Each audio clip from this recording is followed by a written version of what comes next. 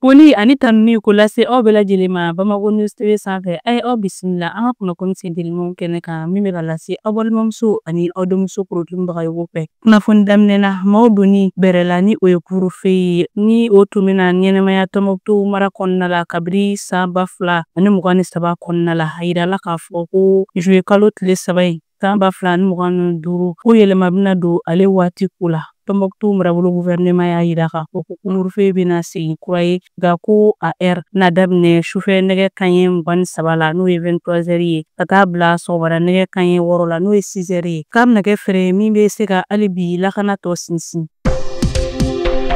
Halisa an bɛ to ni Mali kunnafoniyaw ye. Kunnafonidilaw tɔgɔlasoba ni o ye Maison de la Presse ye ka fara telesow ka ɲɛmɔgɔw ka jɛkulu kan ni o ye Association professionnelle du secteur de l'audiovisuel ye. Olu jɛra k'u ka dusumankasaw yira ka sanga ni jaabi dɔw bɔli ye jaabi minnu bɛ tali kɛ u ka cɛbɔw la ka sanga ni arajosow fréquence sɔrɔli ani u yamaruya dili ye u ma ka se ka u tɔgɔla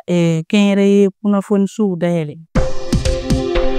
Min bɛ tali kɛ an ka jamanaden minnu sigilen don jamana wɛrɛw la olu ka kɔɲɔw ɲɛnabɔli minisiri ni o ye Musa Atayɛri ye. Ale ye sariyasun dɔ ta ka taa n'o ye furanjɛrɔ fanga wasaburo CNT mɔgɔw ɲɛma ka bɛn ni juillet kalo tile 3 ye san 2025. Sariyakisɛ in yɛrɛ a bɛ tali kɛ bayɛlɛmali de la. Bayɛlɛmali don an ka jamanaden minnu sigilen don diɲɛ jamana wɛrɛw la olu ka laɲiniw na ni a bɛ fɔ ko malidenko ko ni kɔni sariyakisɛ in yɛrɛ a bɛnkan tɛgɛ nɔ dabilala ka bɛn ni décembre kalo tile 6 san 2024 Mali gouvernement maaw cɛ ani u dɛmɛbagajɛkulu IDEA maaw ni ɲɔgɔn cɛ ko sariyasun in yɛrɛ ni o ye projet de loi ye k'a kun de ka se ka sigi nɔgɔya maliyɛndenw bolo minnu bɛ diɲɛ jamana wɛrɛw la ani u ka se k'u hakilinataw di ka sɔrɔ a ma kɛ dekun ye u ma k'u to diɲɛ jamana wɛrɛw kan.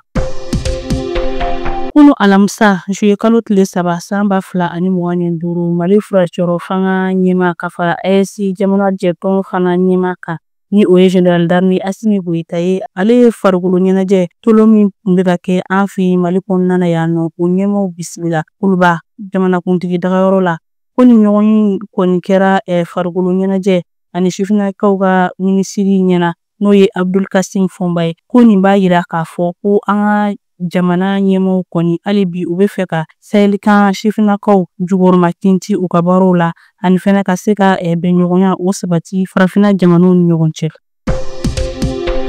Ka kɛ ni bagi kimɛni correction ye Segu o marabolo kɔnɔna na ale kɔni baaraw jɔra ka sanga ni kunun juillet kalo tile 3 ye san 2025 ko sababuya kɛ correcteurs olu ka wariw sarabaliya ye. A bɛ ye k'a fɔ ko baara ninnu kɔni tun daminɛna tarata don juillet kalo tile 1 calendrier national de correction ye min yira k'a fɔ ko kunnafoni lasera bagi yɛrɛ fɛ kurusilaw fɛ.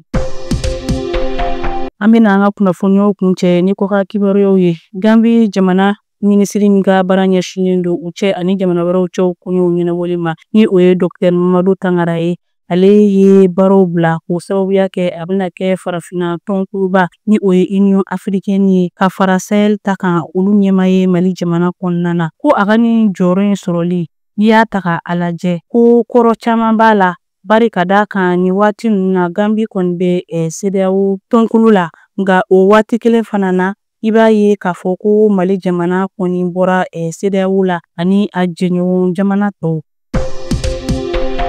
Ka daminɛ juillet kalo tile 9 na ka taa bila a tile 11 na farafinna jamanakuntigi 5 olu de kan ka taa u sen ta ka taga Washington dugu kɔnɔ ka taa lajɛ belebele n'o ye so min ye min kan ka kɛ u ni Ameriki jamana ɲɛma Donald Trump ni ɲɔgɔn cɛ ko ni sigi in kɔni bɛna kɛ waati kelen min fɛnɛ na farafinna jamana 25 minnu cɛla u ka nɔnabila dɔw kɔni balilen don ka don Ameriki jamana kɔnɔna na nin waati in na. Ni ne bɛ dan sigi bi an ka kunnafoni sintelimaw na aw ni ce aw ka kulumajɔw ani aw ka ɲɛmadɔw la aw k'an bɛn don n'a nataw la.